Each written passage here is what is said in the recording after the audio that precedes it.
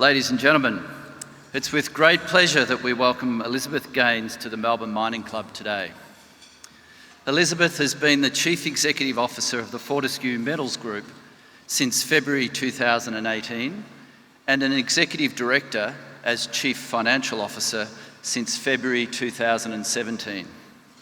Prior to that, Elizabeth had been a Non-Executive Director of Fortescue since February 2013.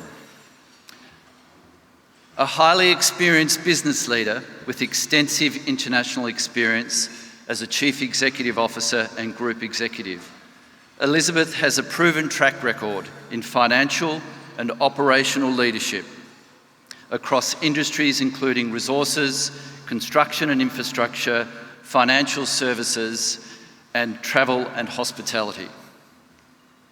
Elizabeth is a former Chief Executive Officer of Hello World Limited and Heytesbury Pty Limited, and has also held the position of Chief Financial Officer at Stella Group and Entertainment Rights plc. A member of Chartered Accountants Australia and New Zealand, the Australian Institute of Company Directors and Chief Executive Women, she holds a Bachelor of Commerce degree and a Master of Applied Finance degree. Elizabeth is a proud Western Australian who spent her early years in the Kimberley region in the north of Western Australia. She lived and worked in London and Sydney before returning to her home state in 2017. An enthusiastic supporter of the West Coast Eagles, she was looking forward to back-to-back premierships this year, but we all know that wasn't to be. I'm told she's optimistic about 2020. Members and guests, please welcome Elizabeth Gaines to the Melbourne Mining Club.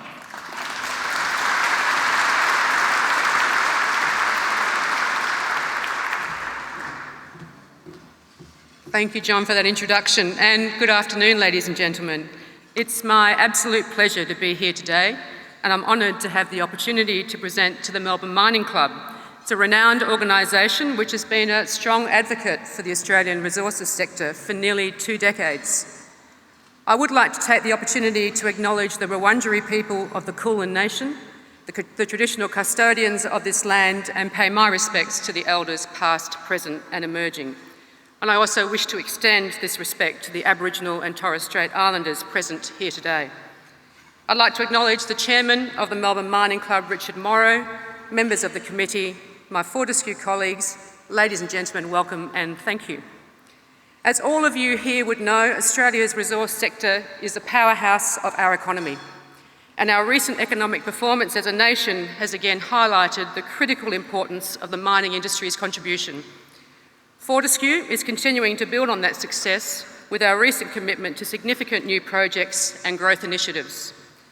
Our clear strategic focus on product, operations, marketing, as well as growth and balance sheet management is driving our strong results and delivering significant benefits to our shareholders. Today, I'll reflect on the role that the business community plays in addressing the challenges that impact our society at a broader level. We've recently seen suggestions that the corporate sector should steer clear of so-called social issues and focus only on its core business and economic contributions. But it's clear that business needs a strong voice on both the outstanding economic performance of the mining sector, as well as its contribution to communities and a perspective on issues that contribute to business success. At the same time, business needs to influence the critical policy debates that will impact our future success. And the most critical of these is our Australia-China relationship. But before I go on and start talking about Fortescue's values, I want to provide a quick insight into how our people are living those values every day.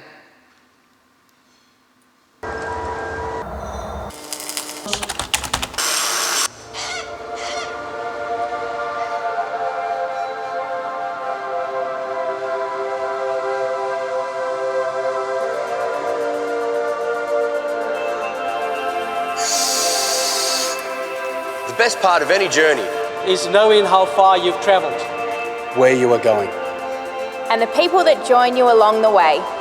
Our journey is with Fortescue. At Fortescue, we're helping build the world. and ensuring it prospers for the future. We are committed to our customers' needs, today and tomorrow. This is where you'll find us. The Pilbara in Western Australia, our home since 2003, and the prime location for iron ore across the globe. It all starts here. From world-leading assets and infrastructure owned and operated by us, shipping iron ore to global markets. Our continual focus is on being the safest, lowest cost, most profitable mining company. For us, safety comes first in everything we do. We value what matters. Empowering our people, looking out for our mates. The best ideas come from a diverse workforce. It's why we invest in training and employment, creating economic opportunities, empowering generational change for Aboriginal Australians. We are committed to partnering with traditional custodians, safeguarding the environment and cultural heritage now and for the future. We've set bold targets and achieved them. We never, ever give up. Embracing innovation and new ideas, creating value for our shareholders and key stakeholders. We are proud contributors to local and global economic development, supporting initiatives that address society's most complex issues. Exploring new opportunities for growth, we are building a stronger future both here in Australia and overseas. Take the journey. With our family. Fortescue, we're a global force.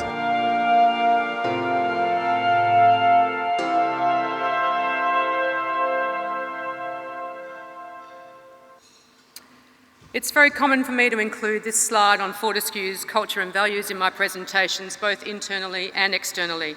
And there's very good reason for that. Now in our 16th year, Fortescue's culture and values continue to underpin everything we do.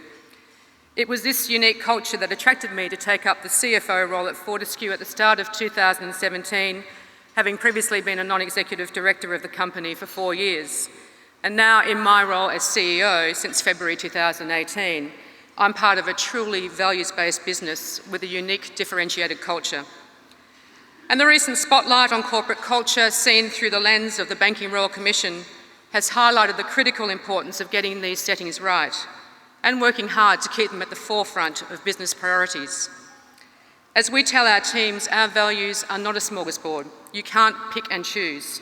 All of our values are important and they form a decision-making framework that starts with empowerment.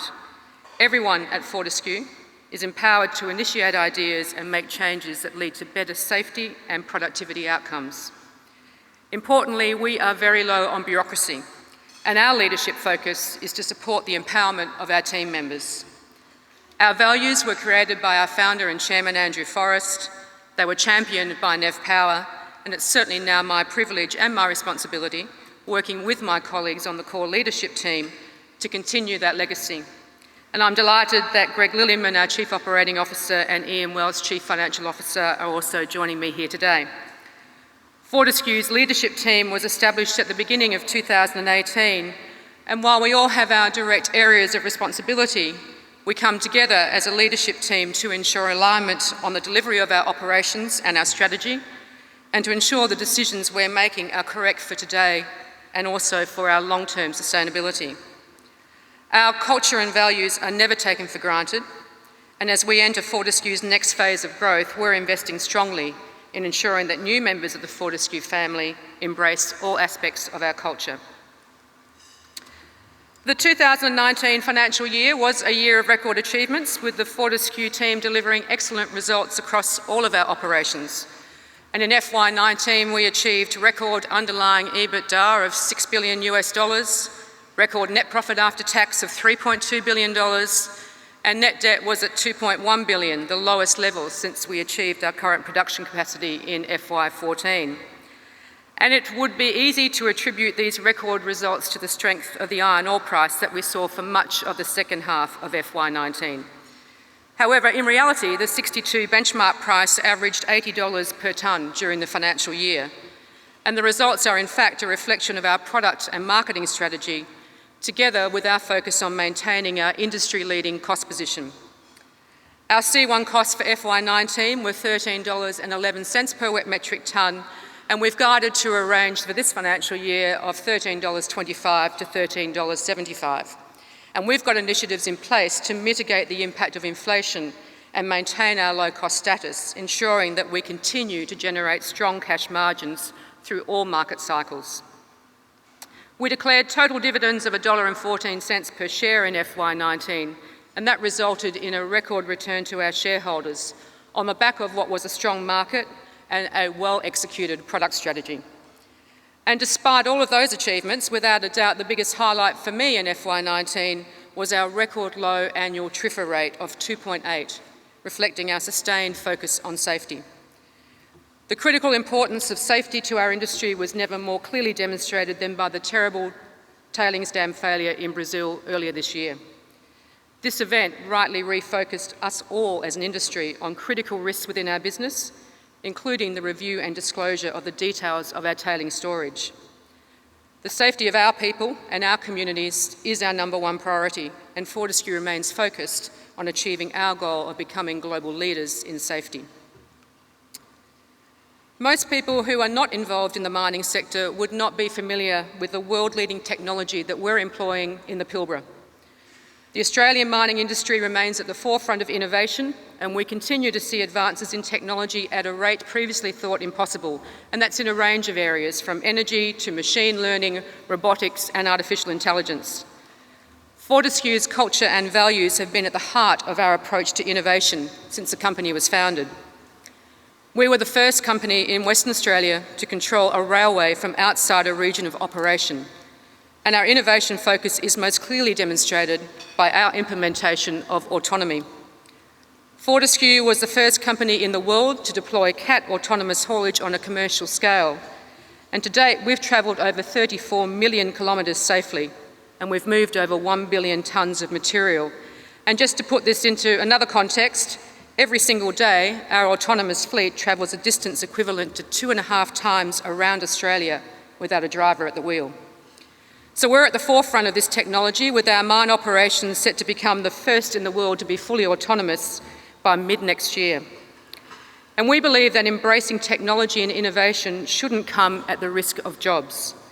Significantly for Fortescue, our training and redeployment program has successfully transferred or upskilled employees to new roles across the business, resulting in no forced redundancies as a result of the rollout of autonomous haulage. It's more important than ever that investment in innovation and technology is underpinned by our values, and that the future workforce has the integrity and the ethics to ensure that technology is handled safely and for the benefit of the community. We have one of the most innovative industries in the world, and with the right support and incentives, we can ensure that Australian mining remains a global leader. The remarkable advances we have pioneered in automation is now actually receiving global recognition. Even the space industry is looking towards Australia's mining sector to help deliver the next advancements in space exploration, including the United States' planned expedition to the Moon and ultimately to Mars. Our Prime Minister Scott Morrison announced in his recent visit to the US that Australia would contribute $150 million to the program, with commentators noting that the expertise like the automated technology developed in WA's Pilbara region, which manages operations remotely from 1,600 kilometres away in Perth, among the key technologies required to support the mission. Our investment in innovation is setting us up for the future and is underpinning our growth projects, the Eliwana Mine and Rail project and our Iron Bridge magnetite project. Announced in the past 18 months, we will invest a total of $3.875 billion in these two projects, and we'll build on our development and construction capability, utilising the latest technology, autonomous trucks and design efficiency. Eliwana is a 30 million tonne per annum hematite development to the west of our existing Solomon operations, and that enables us to increase volumes of our higher grade West Pilbara fines product and increase mine life. Efficiency in the design of the infrastructure is a key focus, with the OPF utilising 50% less steel and concrete and occupying a significantly smaller footprint than established facilities of the same capacity. Iron Bridge will be one of the most cost and energy efficient producers of magnetite ore globally and will be one of the highest grade magnetite projects in Australia, delivering 22 million tonnes per annum of a premium 67% iron content product. The purposely designed breadth of our product offering, from our super special fines product to West Pilbara fines to magnetite concentrate, ensures that Fortescue will meet all market segments, from low to mid to high iron content ores. And importantly, we will be the only major iron ore company with this breadth of product offering from its Australian operations. And that's a key differentiator for Fortescue, ensuring we continue to deliver growth in earnings and cash flow and enhance returns to shareholders through all market cycles. The Federal Treasurer recently spoke about the need for corporate Australia to invest in growth versus paying dividends. From Fortescue's point of view, we're doing both. We're investing for growth, we're investing for the future, and our dividend policy to pay out between 50 to 80% of net profit after tax ensures at the same time we're delivering strong returns to our shareholders. So just looking at the market in more detail, I'm sure everyone here will be aware of the recent strength in the iron ore price.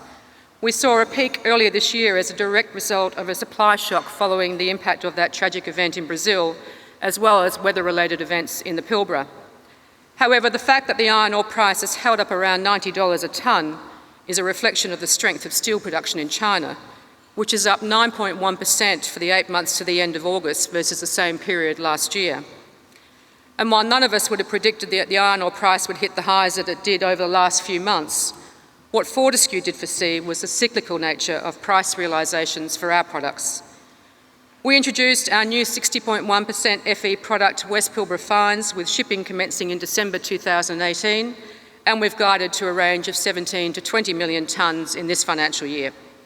And volumes of this product will grow to 40 million tonnes per annum once Eliwana is operational, and we will consistently deliver at that rate for at least 20 years. Delivery of the Iron Bridge 67% premium concentrate product, combined with the Eliwana development, will increase Fortescue's average product grade and provide us with the ability to deliver on our strategy of the majority of our products being greater than 60% Fe.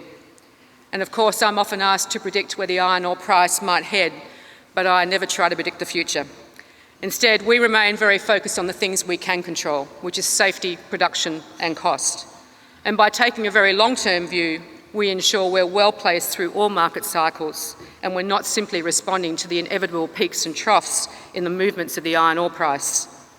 And this extends to managing our most important relationships with our customers through our fully integrated operations and marketing capability, which ensures that we have the ability to meet our customers' requirements now and in the future.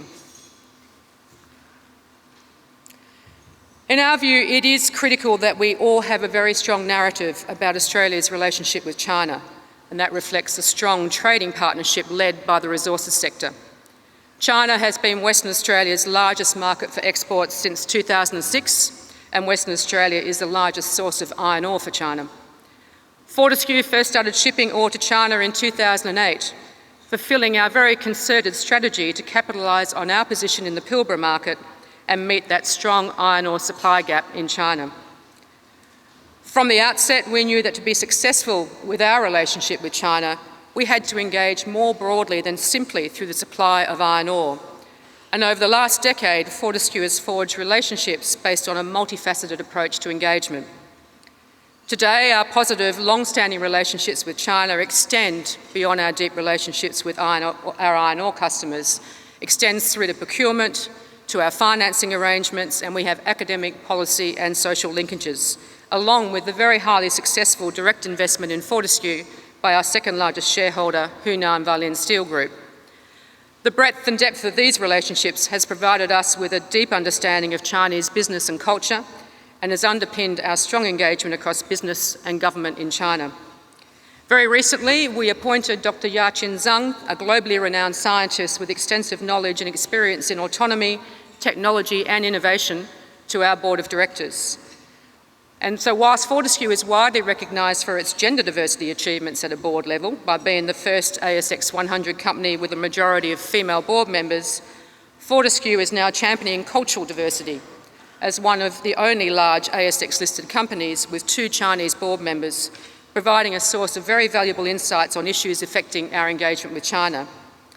And the depth of our engagement has undoubtedly been a key success factor for Fortescue, as well as WA and Australia's economic prosperity.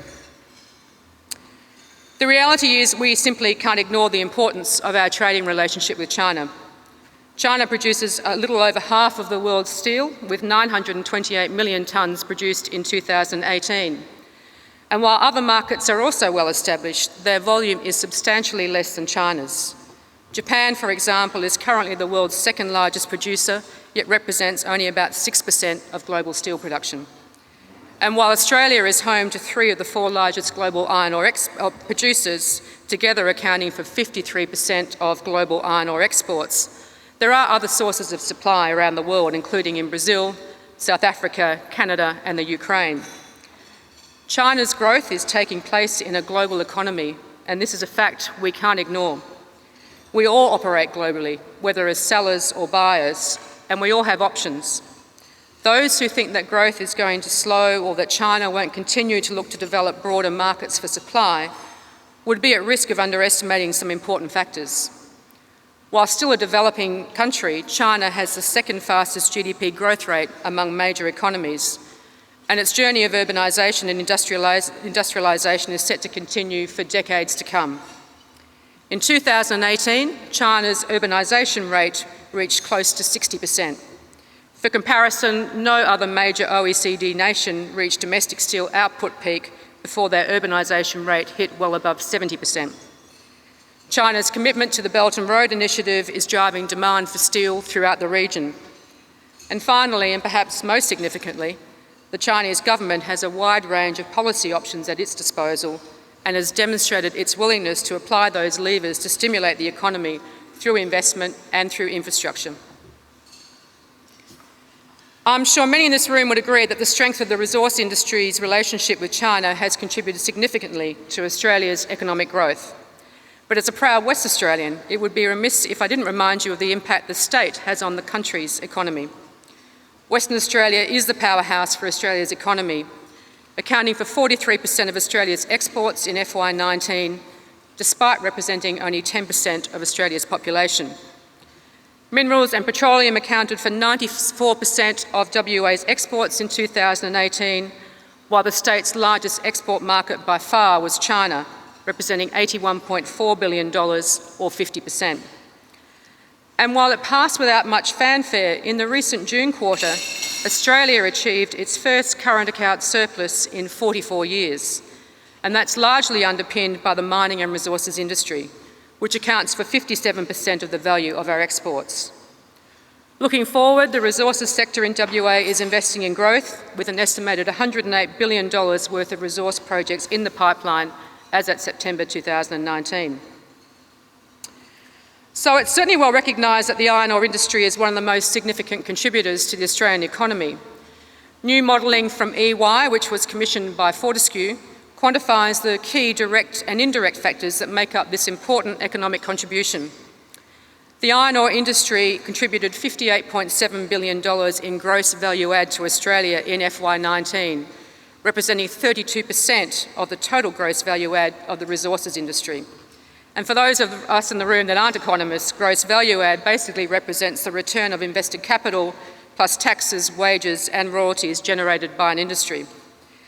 Remarkably, when you look at the iron ore sector and exclude the rest of the resource sector, the iron ore industry contributes relatively more to the nation's economy than the entire accommodation and food services and information, media and telecommunication sectors.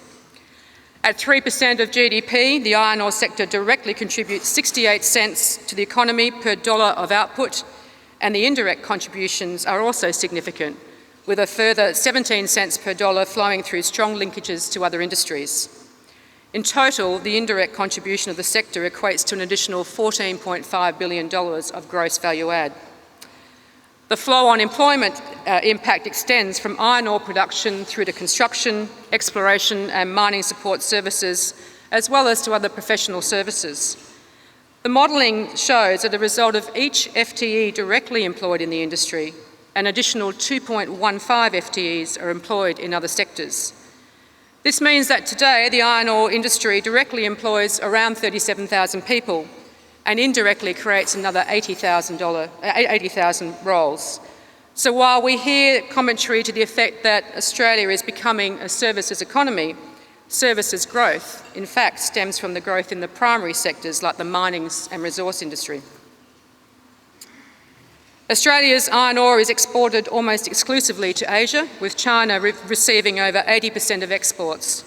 While Japan and South Korea are also export markets, the increase in the volumes of iron ore exported to China since 2003 demonstrates the overwhelming importance of the China market to the Australian industry. Fortescue shipped 8% of our product to markets outside China in FY19, so whilst market diversification has been a focus, the sheer scale of China's steel industry and appetite for raw materials can't be ignored. Fortescue's strategic focus is on recognising the importance of the industry's economic contribution and working to ensure the proceeds are maximised for the benefit of the entire economy. Underpinning our focus is the management of our highly important trading relationship with China, and it's critical that across government, business and all stakeholders there is recognition of that contribution and how we best sustain that trading partnership for the future. Our ability to build on our positive trade relationship with China and to contribute to the Australian economy and our communities stems from having a sustainable, profitable business. In FY19, Fortescue's total global economic contribution was $13.1 billion, $2.8 billion of which included tax, royalty and native title payments right here in Australia. Fortescue's business success allows us to continue to develop our technology footprint, ensuring Australia retains its globally leading position in mining innovation. We will continue to invest in new projects and innovation. It will expand our skills base and the diversity in our workforce, while contributing to the achievement of the nation's climate change and energy goals. In November last year, we announced a landmark hydrogen partnership with the CSIRO for its metal membrane technology that provides the potential for the bulk transportation of hydrogen through ammonia.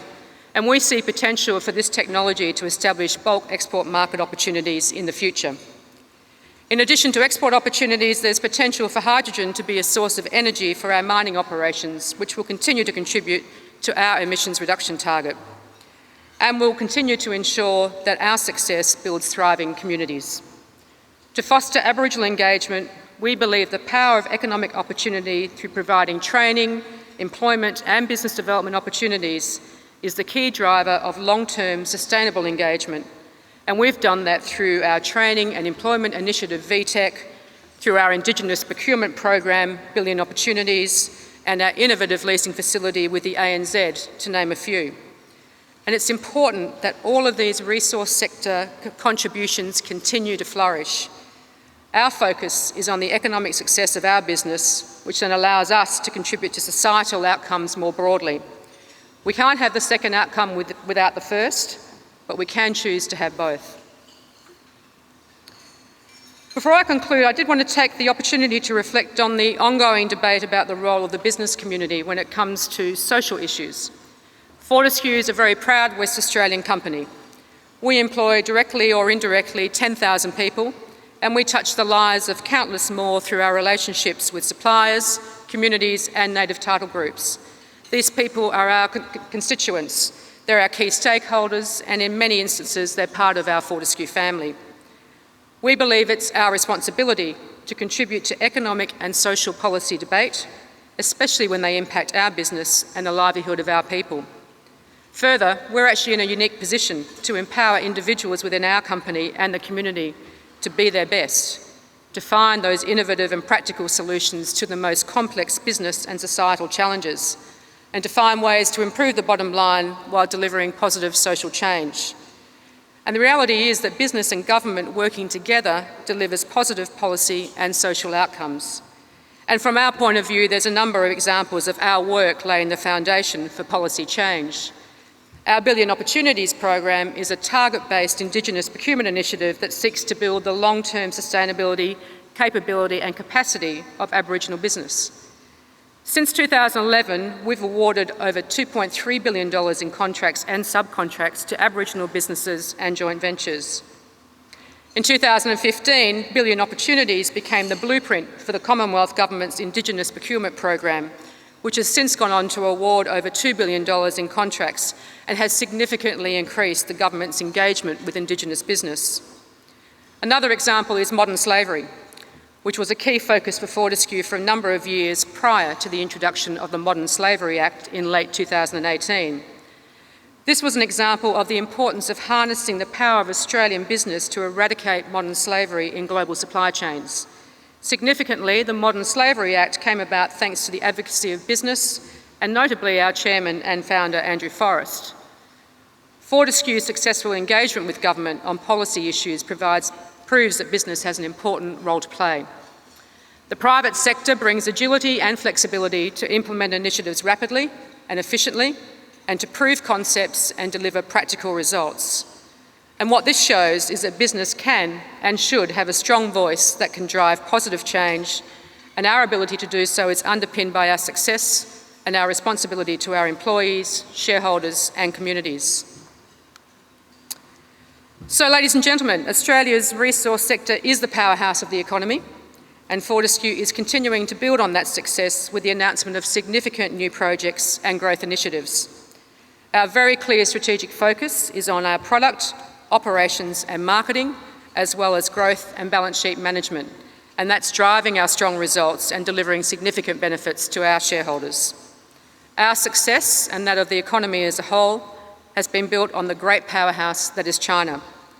We must ensure that our experience is front and centre in the discussion about Australia's relationship with China to ensure ongoing success in the future. And as a business community, we also have a responsibility to have a voice on the important social and policy issues to which we can make a valuable contribution. Thank you, ladies and gentlemen.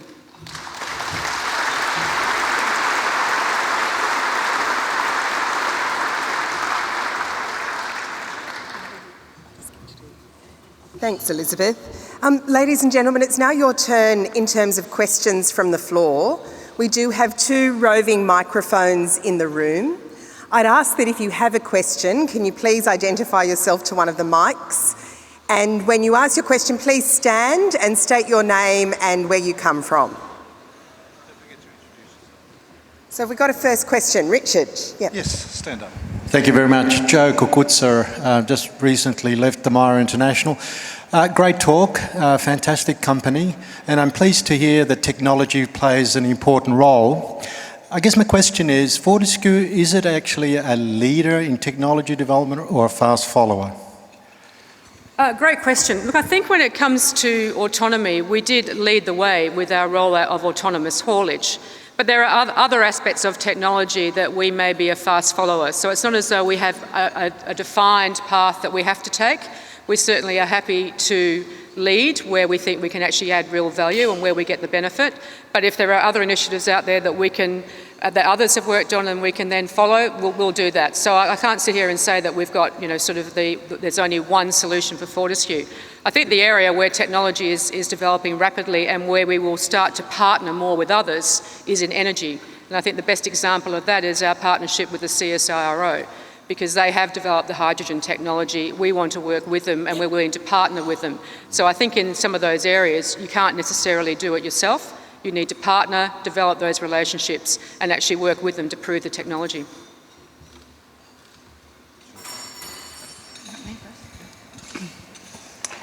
Thanks, Elizabeth, very much for your speech. Was terrific.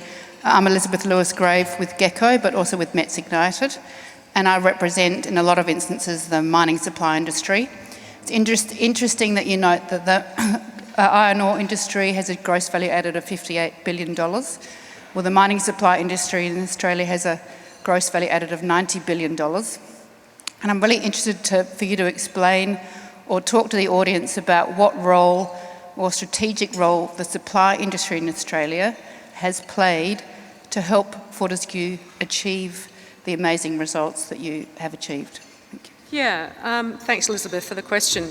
Look, I think the supply industry plays a critical role, and it gets back to some of that modelling where we really talked about for every one job in the iron ore industry, there's another 2.15 jobs that is largely in the mining services construction, but also in the professional services sector as well. So I think that one exists and works together very, very closely. So the Australian industry has been a big part of our success. We've worked very closely with our core suppliers, but we do operate globally as well, and we need to look at cost effect. We've got to keep our costs low, so we need to ensure that we maintain that industry-leading cost position because the market will go through cycles.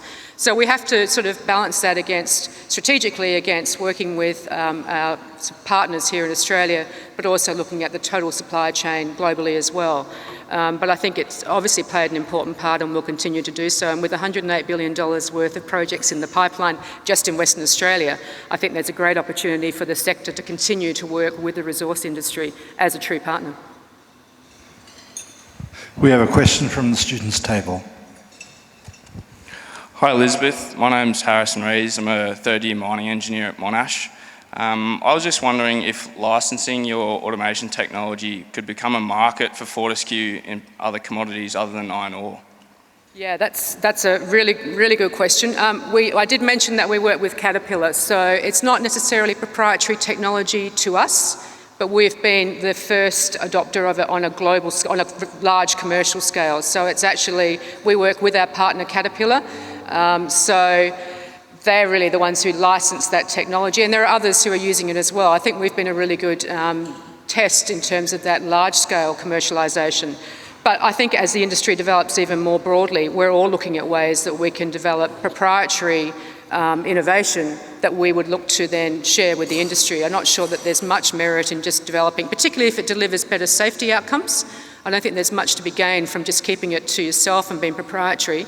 If there's a commercial model for that, then I think the industry more broadly. And it's a great thing to recognise, particularly Perth, in terms of the mining industry globally, it is the leading centre of innovation. And I don't think we do enough in Australia to recognise that.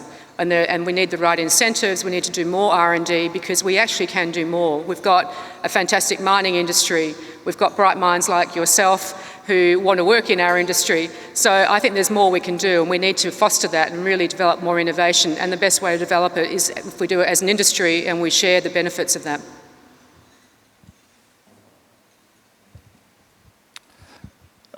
Good morning, good afternoon, Elizabeth. Philip Wheeler, partner at LEK Consulting.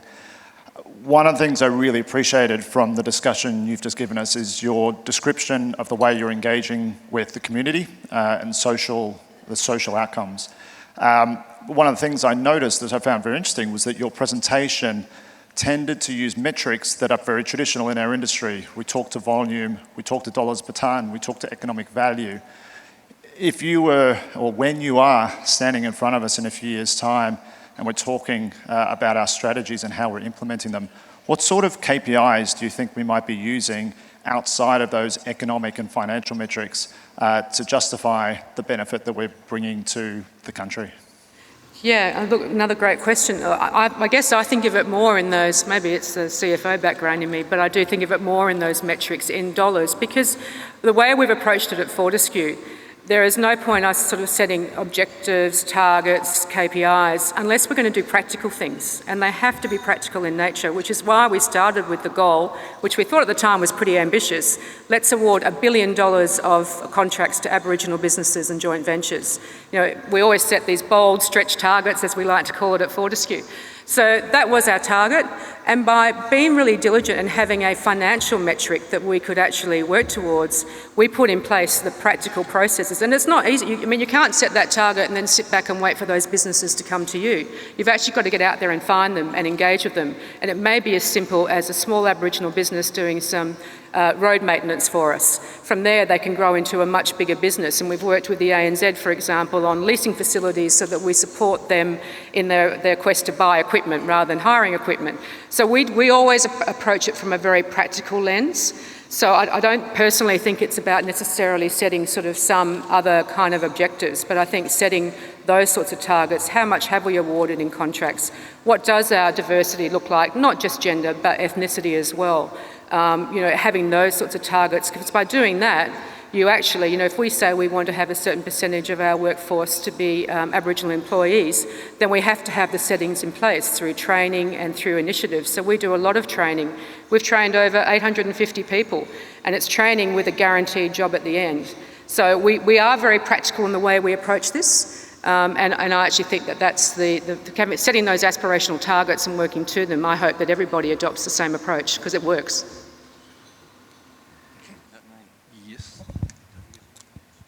Richard Longley, you emphasised the importance of Australia's relationship with China, and I think we all accept that. How specifically do you recommend that we improve a relationship that seems to be less than desirable? Oh, well, I think there's a range of measures. Again, we take a very practical approach to that, and I do find that there is a bit of a difference in Western Australia to that approach versus the east coast of Australia. I think you find that in Western Australia, companies like us, there is very strong engagement with China. The West Australian state government has very strong engagement with China and is very cognizant of the importance of that trading relationship. So I think it's by having a voice on the issue, and I'm sure that there are broader policy issues at play on the East Coast, but we do need to have a voice. We do need to recognise the importance of this sector and the economic contribution. So personally, I think by promoting that and promoting that importance, we at least get the balance in the discussion and the debate. Got one last question just down here. Hi, Shane McNeese, retired. If there is a 25% drop in the Chinese steel production, what are your plans? Well, someone liked that question. Look, a 25% in Chinese steel production would have a significant impact, I think, on the industry more broadly. In fact, we haven't actually seen that. The industry continues to grow. So 830 million tonnes of steel in 2017, 928 million tonnes of steel in 2018, and on track this year to get to 1 billion tonnes. There is nothing to currently suggest that there's going to be a 25% drop in steel production in China. But I do think that we're seeing broader development in the region. So we're starting to see India overtake Japan as the second largest producer of steel. And actually there was a commentary, I think today, that the expectation is that India will be importing iron ore from 2021. So I actually think the region will continue to develop. We'll keep a close eye on what's happening in China. I think that urbanisation rate in China will continue to drive demand for steel, so I don't think we're going to see that anytime soon. And I think it's incumbent on us as an industry to develop those other markets, because we will see further industrialisation and urbanisation, whether it's India or other countries in the region. We're seeing steel mills being built in Vietnam and in Indonesia. So that industry is developing more broadly, and I think that will continue to support a very strong and buoyant iron ore industry for many decades to come. Ladies and gentlemen, it's my great pleasure to welcome Peter McCarthy, the Chairman Emeritus of AMC Consultants, to the stage to deliver a vote of thanks to Elizabeth. Peter.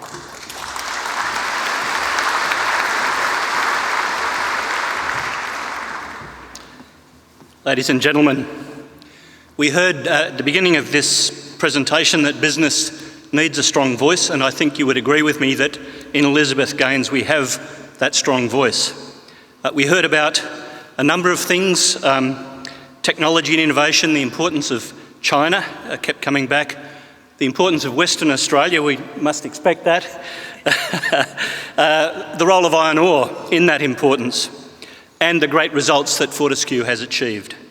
And I think rounding it off with further discussion on economic and social responsibility really set the right note for the close of the talk, and some very good points were made there. The vision of Fortescue that we heard at the beginning is helping build the world, and I think that is quite appropriate. And I hope that everybody will join with me now in thanking Elizabeth Gaines for that presentation.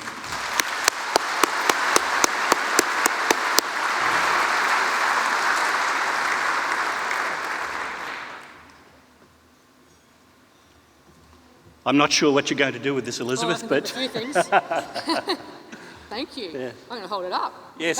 Fantastic. Thank you. Thank you Thanks. very much.